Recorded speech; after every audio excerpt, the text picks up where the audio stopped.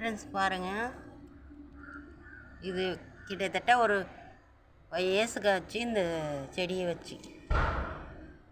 Rose செடி எவ்வளோ பெருசு வந்திருக்கு பாருங்கள். இதோ இங்கே இருக்குது பாருங்கள். இதெல்லாம் ஃப்ரெண்ட்ஸ் இவ்வளோ பெரிய கருணக்கிழங்கு செடி பார்த்துருப்பீங்களா? பாருங்கள், எங்கள் வீட்டில் வளர்த்துருக்கேன். என்னவோ வீடியோ போடுறாங்களேன்னு நினைக்காதீங்க.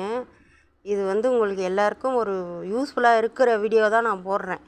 இதை பார்த்து வீட்டில் எந்த பெண்களும் சும்மா இல்லாமல் இது மாதிரி செய்யுங்க.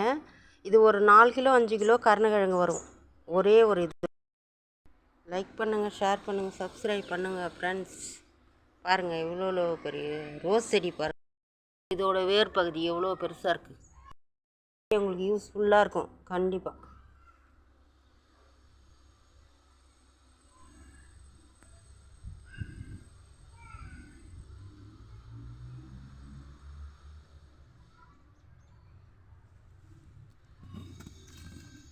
இதோட வேருங்க இருக்கிறது, வேர் பகுதி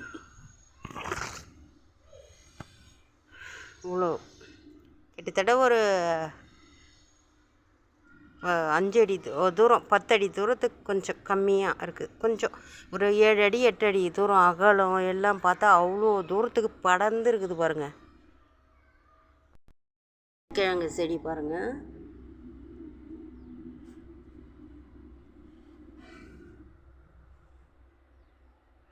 இதெல்லாம் ரோஸு எவ்வளோ பெருசாக வந்திருக்கு பாருங்கள். எங்கள் வீட்டில் பூ வைக்க பஞ்சம் இருக்கிறதில்ல, வைக்கிறதுக்கு தான் ஆள் இல்லை.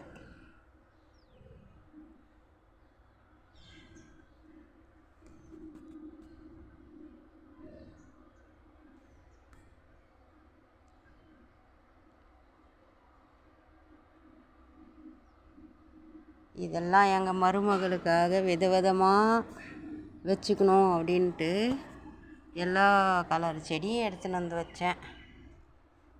இப்போ யூஸ்ஃபுல்லாக வீடியோ எடுக்கிறதுக்கு யூஸ்ஃபுல்லாக இருக்குது.